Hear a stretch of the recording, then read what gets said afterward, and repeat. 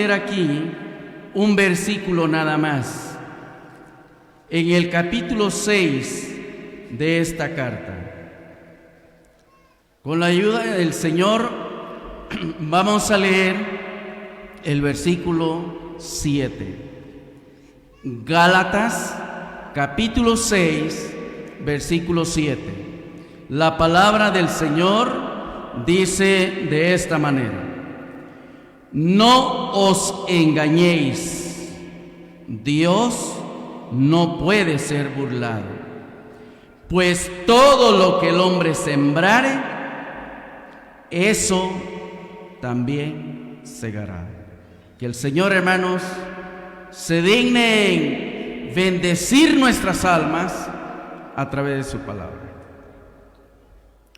Bueno, realmente cuando he estado considerando este texto, la Biblia nos habla de 3 atributos que el Señor tiene. 3 atributos que no los tiene el diablo. Recuérdenlo bien. 3 atributos que no los tiene el diablo. No le vayan a dar al diablo esos atributos porque él no los tiene. No los tiene ningún ser creado. No lo tienen ni los ángeles, no lo tienen ni los hombres, no lo tienen ni los demonios y no lo tiene ni Satanás. Primero, la omnipotencia de Dios. Eso no lo tiene Satanás. Segundo, la omnisciencia de Dios. Eso no lo tiene Satanás.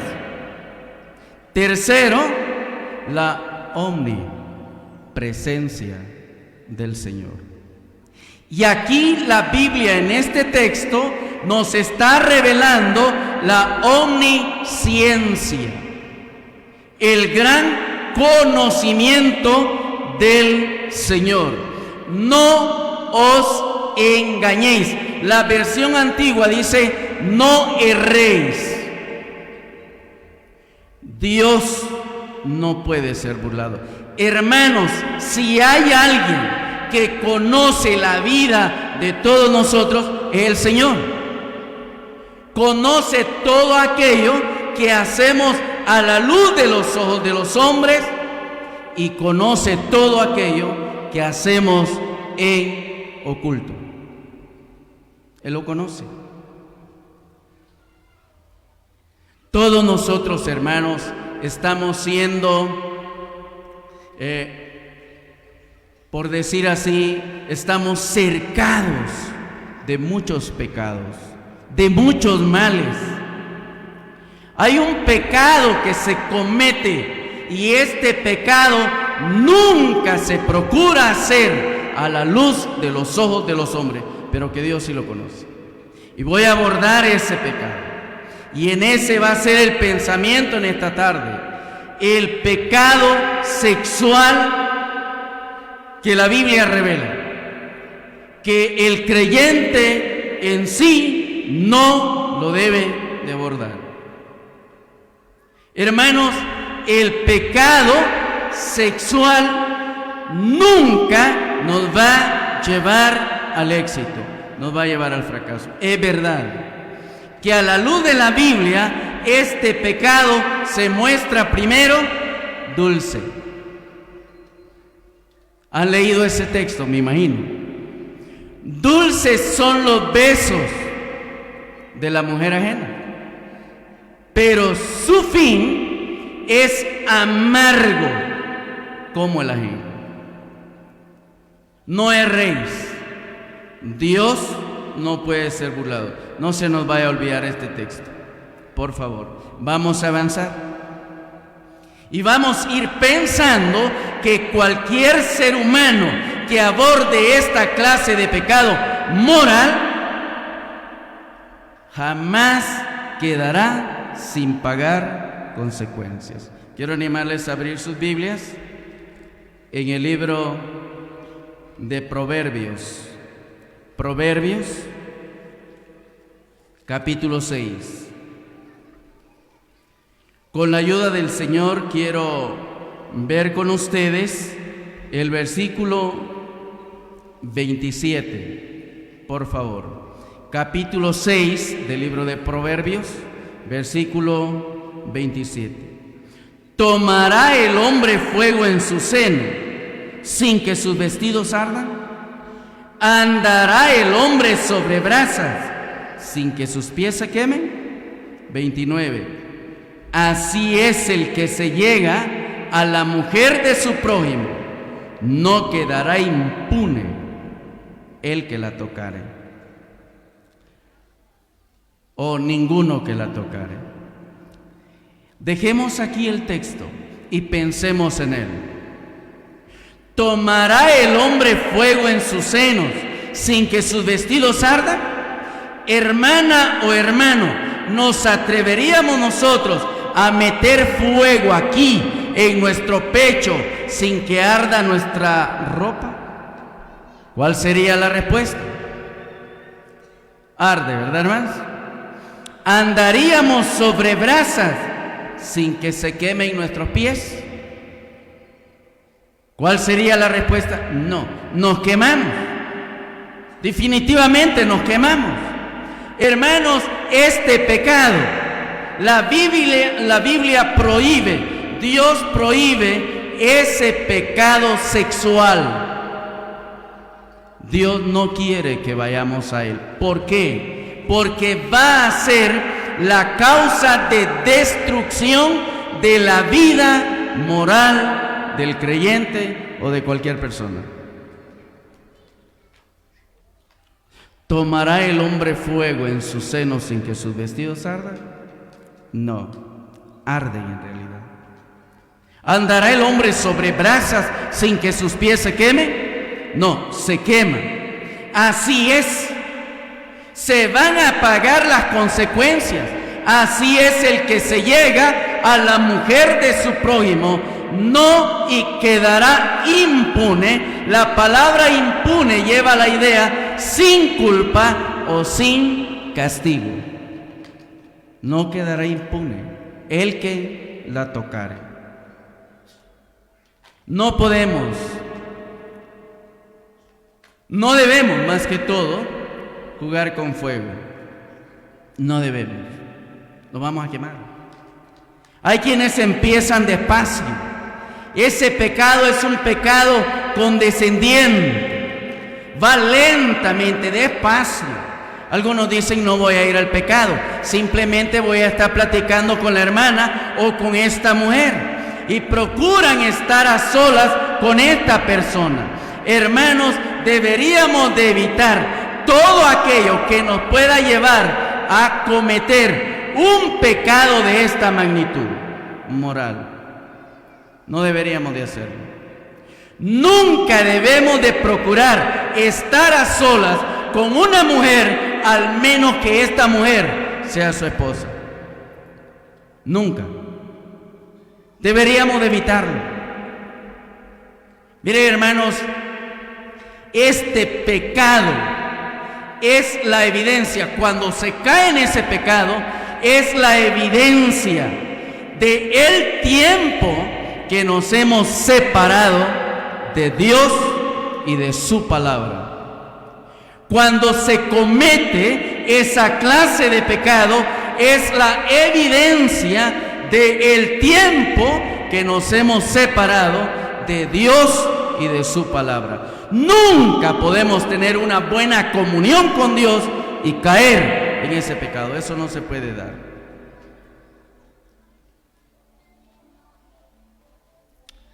El Señor conoce la vida, hermanos. Mire, todo mal comienza exactamente donde puede ser controlado. ¿Sabe dónde es? Todo mal comienza exactamente donde puede ser controlado, y es en la mente. Hermanos, el diablo jamás nos puede obligar a pecar si no queremos. El diablo jamás nos puede obligar a pecar si no queremos. Él pone la tentación, es verdad. Pero mire, un pecado de fornicación, un pecado de adulterio, la Biblia no le llama tentación. Si se cae ahí, eso no es una tentación. ¿Saben por qué? Porque ese pecado lleva tiempo. Lleva por lo menos horas, días, semanas, meses o años para caer.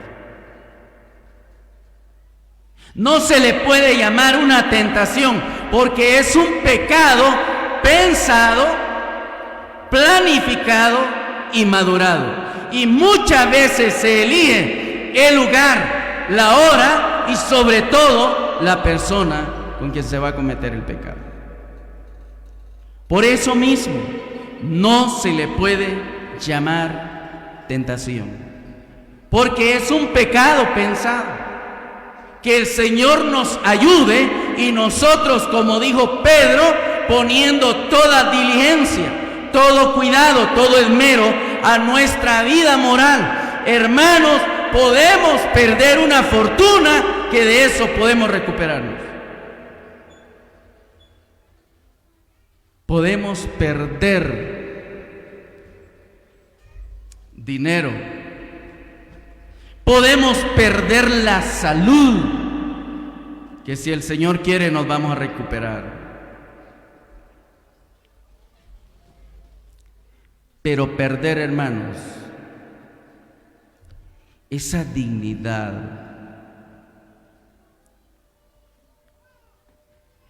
perder su integridad, eso jamás se va a poder recuperar. Nunca. Que Dios nos ayude. Es un pecado que está destruyendo familias. Es un pecado que está haciendo atrocidades en aquel o aquella que lo admite. Jamás le ha ido bien a alguien. Quiero animarles a ver a un hombre como un ejemplo de una decisión loca. De una decisión loca que tomó este hombre y que después de eso no le fue nada bien. Vamos a ver en el segundo libro de Samuel. Abran sus Biblias en el segundo libro de Samuel, capítulo 11, por favor. Segundo libro de Samuel, capítulo 11. Vamos a leer aquí el versículo 1, por favor.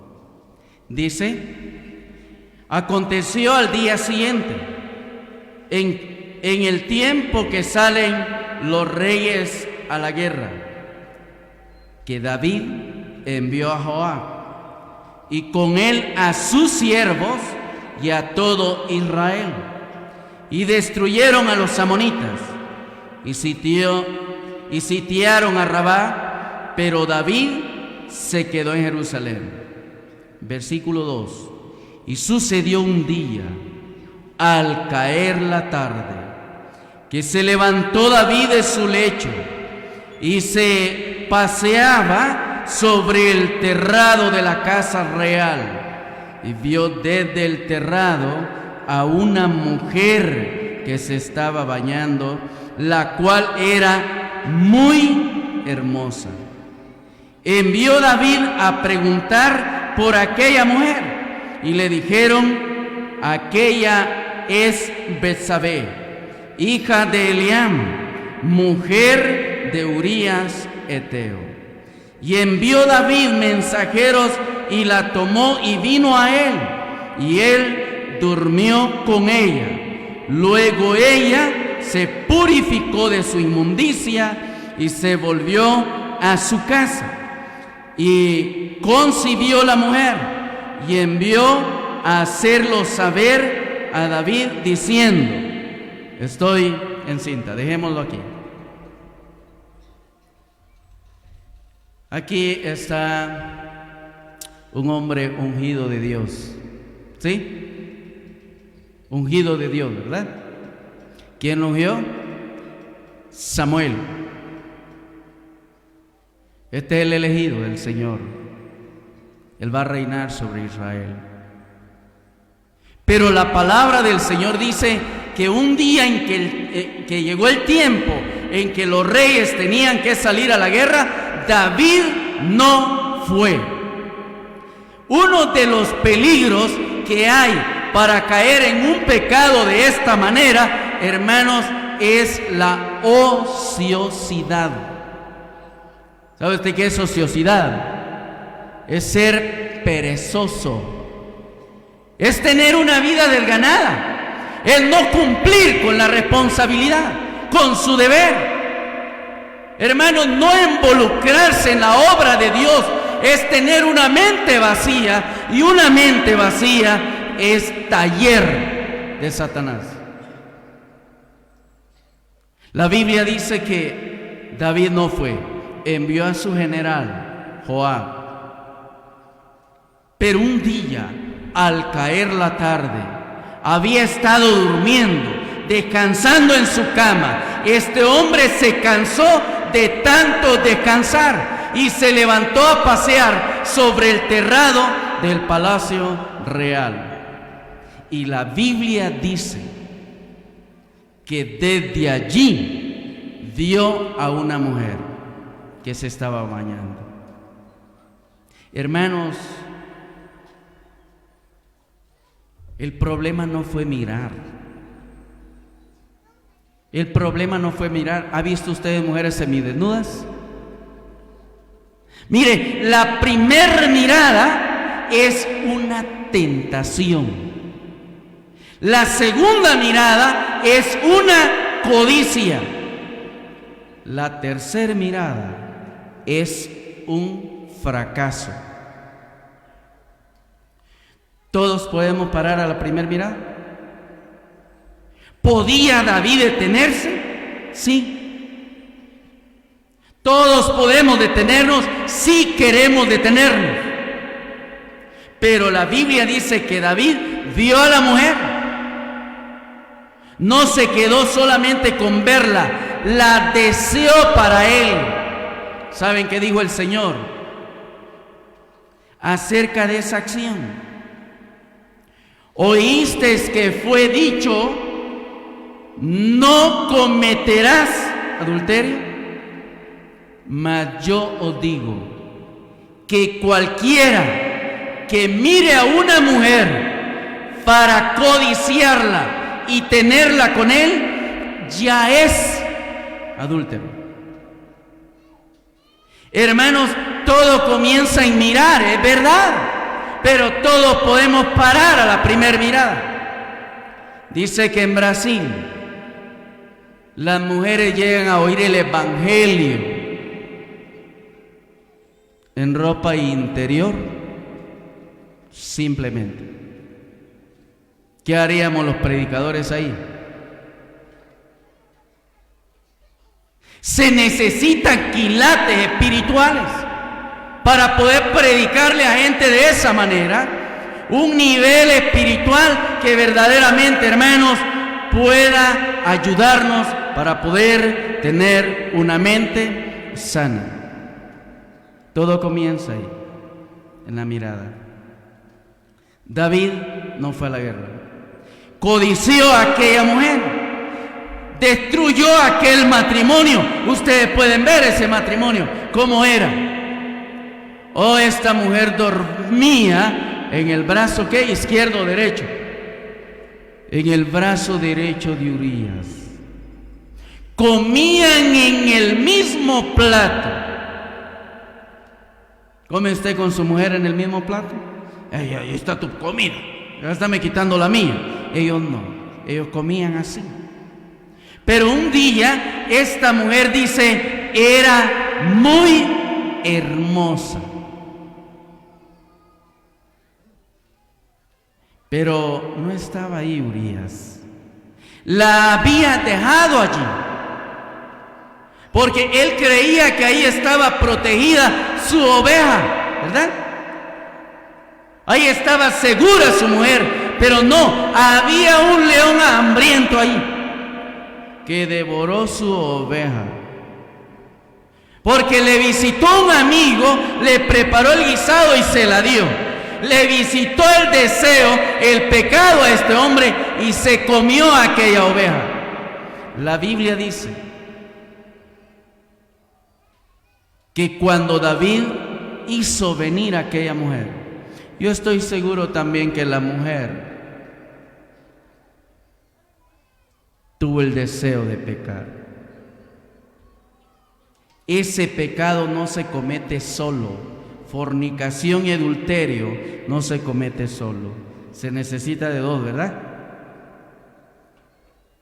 Y la palabra de Dios dice que Él hizo venir a la mujer, la cual durmió con Él. Él durmió con ella. La palabra dormir ahí lleva la idea de que tuvieron relación sexual. Y David engendró en Betsabé un hijo. ¿Qué problema, verdad? Hola, yo no quería eso.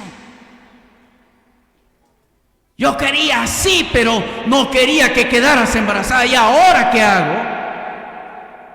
Mire, un hombre que cae en ese pecado se vuelve astuto. No sabio, sino astuto. Y trata la manera a toda costa de esconder su pecado. ¿Qué dice la Biblia? Hizo llamar a Urías Eteo con la idea aparentemente de cómo estaba el pueblo. Y cuando Urías llegó le dice: ya vamos sitiando la ciudad, ya vamos venciendo, David. Un hombre leal a Dios, al rey y al ejército. Un hombre leal a sus compañeros. Un hombre valiente, no un hombre cobarde. Estaba ocupado en la guerra, pero David tenía un plan maligno para él. Mire cómo se vuelve la mente perversa. Lo hizo venir. Urías llegó, le dio la información. Dice el rey, posiblemente vienes cansado. Ven, come. Mire, un hombre, una mujer que cae en ese pecado, como que se vuelve tierno. Ay, mi amorcito. Y empieza la dulzura, aparentemente, para esconder todo su mal. Tal vez ni ha sido así. ¿Y este qué tiene? Mire, la mujer como que tiene un sexto sentido. Rapidito se da cuenta si vamos dañados o no. Si tuvimos problemas en el trabajo, si tuvimos problemas en la congregación, ¿verdad? Rápido, ¿y qué le pasa? ¿O qué te pasa? Nada. ¿Cómo que no eres así? Pero así. Y la Biblia dice que este David hizo esto. Lo hizo llamar: ven, come. Y desciende a tu casa. Mire, astuto, ¿verdad? Sabía que si regresaba, obvio que le iba a echar ese pecado a Urías. Iba a decir: es de Urías el niño, no es mío. Pero la Biblia dice que Urías era leal. Dijo: no, guarde tu alma, que no voy a descender. ¿Cómo he de defraudar o ser desleal? Primeramente a ti y segundo al ejército. ¿Cómo he de ir a dormir con mi mujer mientras Israel está en batalla? Por favor, no me lo pidas, no voy a ir. Y la Biblia dice que al día siguiente David, ¿qué hizo? Lo embriagó. Astuto, ¿verdad? Lo emborrachó. Bien, disfrutemos aquí. Y lo embriagó. Y ahí sí se cumplió el dicho, hermano: ni borracho hizo Urías aquello. Durmió en la recámara de los soldados. Se le fue informado a David: Urías no fue a su casa. Muy bien. E hizo una carta Qué tremendo. Hermanos, cuando alguien cae en ese pecado, ya no le importa nada. Ya no le importa nada. Con el único fin de esconder su pecado. Hizo la carta. Urías llevó esa carta que dictaba su muerte. No la abre. Es un hombre leal. Se la entrega a Joab. Joab, esto envió el rey. Y una vez que Joab recibe la carta, empieza a leer lo que ahí dice. Cuando llegue a ti esta carta, te ruego que me pongas a Urías en lo más recio de la batalla y luego da orden de retiro. Que el pueblo se retire para que muera Urías Eteo. Usted, como un general del ejército, ¿qué hubiera dicho? A Urías ingrato, ¿qué le hiciste al rey? Así hubiera dicho. Viene orden de muerte para ti. ¿Le había hecho algo Urías? No, era el rey el que estaba tratando de ocultar su mal, su pecado. Y la Biblia dice que así fue. Joab lo puso en lo más recio de la batalla, dio orden de retiro. No se retiran los hombres leales. 30,000 hombres del ejército caen a espada. No dejaron a Urías, hermano. ¿Cree usted que le iba a ir bonito al general con el rey? Le iba a castigar. Si ese hombre hubiera estado en su sano juicio, hubiera castigado al general. 30,000 hombres del ejército. Pero algo que sí encuentro aquí, que a David ya no le importaba nada. Hermanos, cuando alguien cae en ese pecado, no le importa su familia, no le importan los hermanos, ya no le importa nada. La Biblia dice que cuando Joab le hizo saber a David, David dijo: no te preocupes, la espada mata, ¿verdad? No te preocupes, mira, todo está bien. Bueno, se murió, aparentemente escondido el pecado, pero no erréis. Dios no puede ser burlado. Dios lo tenía en la mira. La Biblia dice que los ojos del Señor están sobre ¿quiénes? Sobre los justos. Él nos vigila, nos mira, nos protege, nos ayuda. Pero hermanos, cuando nos sometemos bajo la poderosa mano de Dios, pero una vez que nos salimos, es triste. Hermanos, de allí en adelante fue terrible. Cuando alguien cae en ese pecado, pierde muchas cosas. Primero, hermanos, se pierde la autoridad. Ya no hay autoridad en la casa. Aunque la procure, ya no va a haber autoridad en la casa. Todo se va a desintegrar. Mire, si un hijo peca en ese pecado de fornicación en el hogar, no es tan grave. No quiero decir que no es un pecado grave, pero no es tan grave como que si papá cayese en ese pecado. Cuando en una iglesia un miembro cae en un pecado de esa índole, no es tan grave como que un anciano caiga en ese pecado. Se pierde la autoridad. David ya no pudo corregir a Amnón. Amnón cometió un pecado con su propia hermana. ¿Cómo se llama la hermana? Tamar. Ese hombre se hizo del enfermo. Ahí sí estaba enfermo de amor, ¿verdad? Se hizo del enfermo. Y la Biblia dice que Absalón, el hijo mayor de David, esperó más o menos 2 años para que David juzgara el pecado de su hermano. Pero no lo hizo.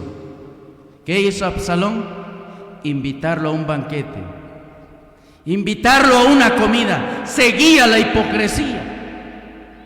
Y allí dice que ordenó a sus flecheros que atravesaran a Amnón. Y así murió Amnón, atravesado con flechas. Hermanos, ese pecado destruye la vida moral y muchas veces destruye la vida familiar. Vale la pena analizar cómo estamos caminando, cómo estamos andando en la presencia del Señor, cómo estamos siguiendo hacia Él, con una vida moral guardada. Miren, hermanos, hay ejemplos de hombres que pudieron vencer en medio de circunstancias difíciles. No sé si ustedes en algún momento han sido de alguna manera,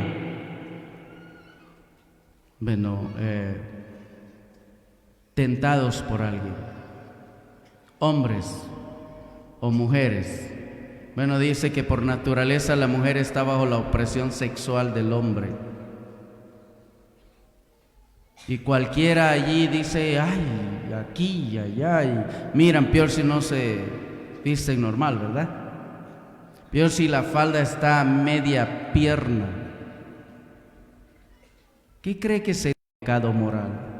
Mire, hermano, muchas veces las hermanas con sus cantos nos llevan al cielo, pero con su manera de vestir y de sentarse nos llevan a una mentalidad impura. Es tremendo eso. ¿Saben por qué es importante la decencia? Por lo mismo, para ayudar en la vida moral. Mire, la palabra del Señor habla de un joven que tuvo ahí sí el deseo de obedecer al Señor y de hacer su voluntad. Quiero animarles a abrir en el libro del Génesis. Génesis capítulo 39. Vamos a leer con la ayuda del Señor el versículo 6. Dice, y dejó todo lo que tenía, Génesis 39, 6. Y dejó todo lo que tenía en mano de José, y con él no se preocupaba de cosa alguna, sino del pan que comía, y era José hermoso. Era José de hermoso semblante y bella presencia. Aconteció después de esto que la mujer de su amo puso sus ojos en José y dijo, duerme conmigo. Y él no quiso. Y dijo a la mujer de su amo, he aquí que mi señor no se preocupa conmigo de lo que hay en casa, y ha puesto en mi mano todo lo que tiene.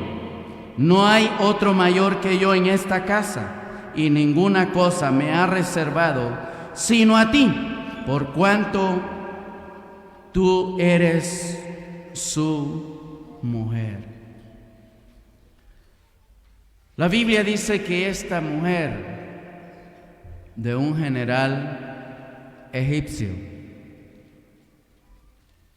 un hombre de poder militar, un hombre de poder económico, un hombre de poder social, tenía un esclavo hebreo, como oíamos, vendido por sus hermanos,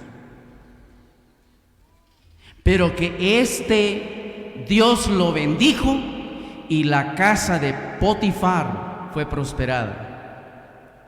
Pero la Biblia dice que José era según aquí el versículo 6 o 7, el versículo 6, y era José de hermoso semblante y bella presencia. ¿Saben la palabra hermoso semblante? Era guapo. ¿Cuántos son guapos? Todos, ¿verdad? No hay ningún feo. O dice usted ahí en el espejo, qué feo me hizo el Señor a mí. No, aunque tenga la nariz torcida, usted es guapo, ¿verdad? Soy bonito. Pero la Biblia dice que era de hermoso semblante. Y segundo, de bella presencia. Era un hombre muy, poder decir así, de un aseo personal hermoso. Ese hombre se bañaba todos los días, ese hombre se cambiaba, ese hombre se peinaba, ese hombre era de bella presencia. ¿Es pecado vestir bien? ¿Es pecado andar bien arreglados? No.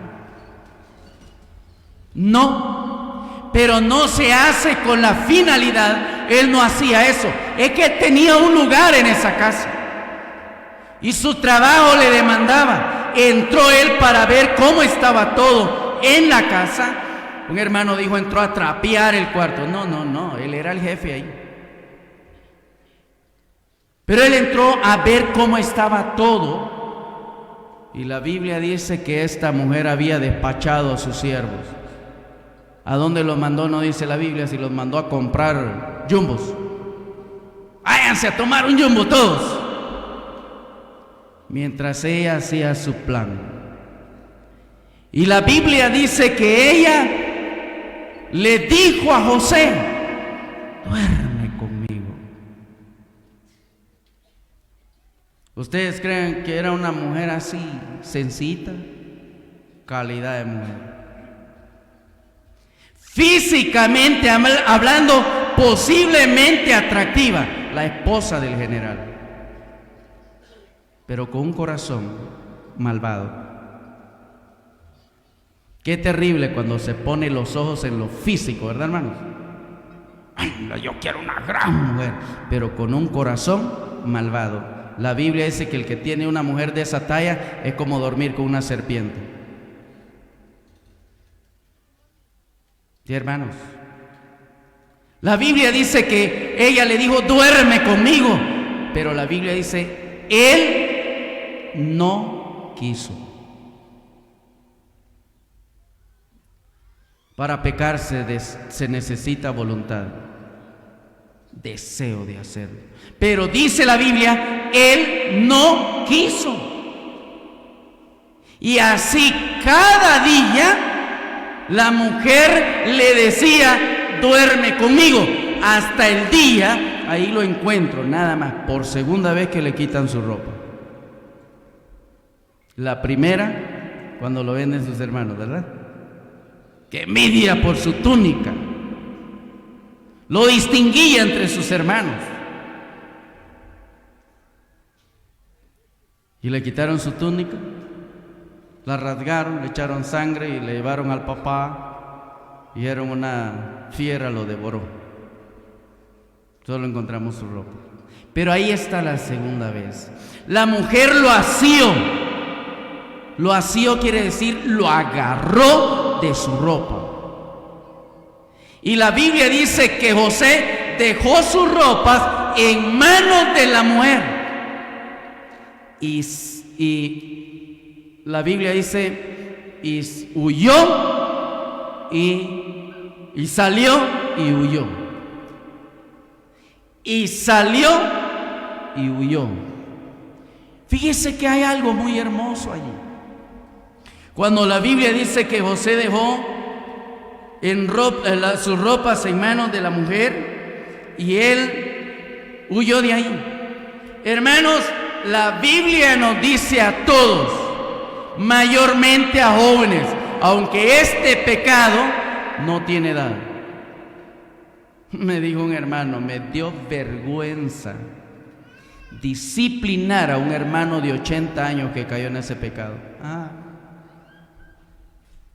Hasta que muramos, ¿verdad, hermano? Mientras esa carne está tan dispuesta a pecar como el día en que creímos. ¿Sí, hermanos? Debemos de saber el potencial que tenemos para pecar, ser sincero. No decir yo no, hermano, yo no pienso en lo malo. Nunca le demos lugar a ese pecado, porque el diablo va a hacer con nosotros lo que a él bien le parece. Ese pecado ha hecho rodar a grandes hombres de Dios, bíblicos, hermanos. Mire, no es suficiente conocer la Biblia. No es suficiente decir, me sé la Biblia de pasta a pasta, o de Génesis a Apocalipsis. Me la he leído 10, 18, 20 veces. No basta. No hay nivel espiritual ni conocimiento bíblico que nos haga inmunes a ese pecado. No gozamos de inmunidad. Todos peligramos, ¿verdad? Todos peligramos. ¿Qué hay que hacer, hermanos? Solo hay pasos a dar. Solo hay pasos a dar para poder ser libres de ese mal. Hermanos, cuando se cae en ese mal, se pierde la autoridad. Segundo, se pierde la confianza. Ya no hay confianza. Una vez hablé de esto en un lugar y se acercaron 3 jóvenes. Me dicen, ¿cómo es posible que usted diga que un anciano que ha estado trabajando con la iglesia cae en ese pecado, ya nunca más puede volver a ser anciano? ¿De dónde fue a traer la idea? Y les digo, perdonen, voy a devolver la pregunta. ¿Y de dónde fueron a traer ustedes la idea de que cayendo en el pecado puede volver a ser anciano? ¿Sabe? Hay una palabra que me impacta, que Pablo le dice a Timoteo. Dice, si alguno anhela obispado, buena obra desea, pero se requiere que el obispo sea, ustedes ya lo tienen ahí, ¿verdad?, irreprensible.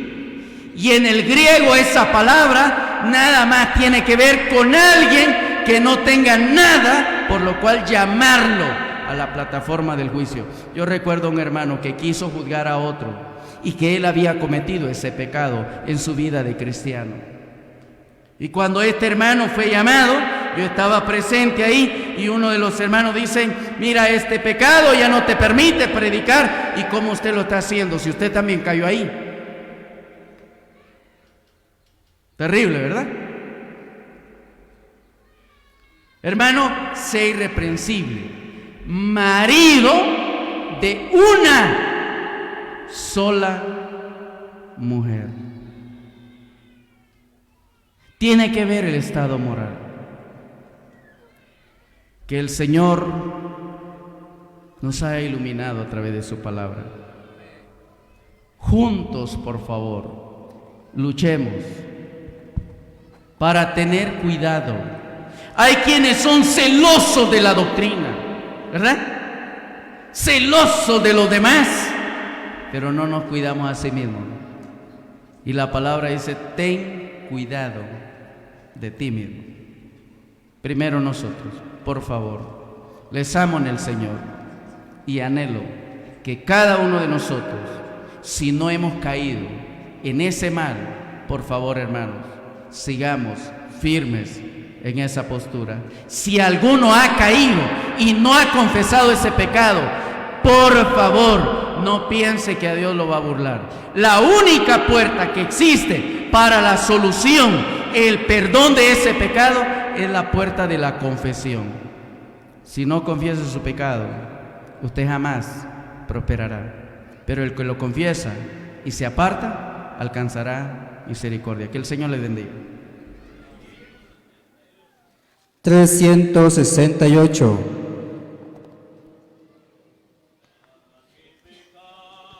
Si soy salvo, si ya tengo tanta luz, ¿para qué pecar si la vida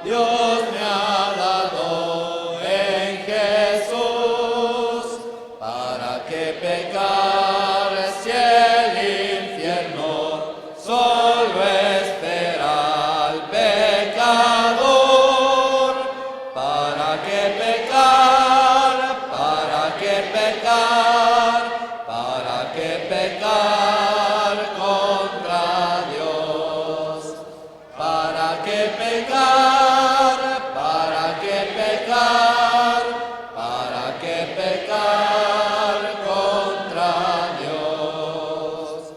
Es mejor vivir santamente, victorioso contra el mal, pues Jesús prepara a sus santos una patria celestial, una patria hermosa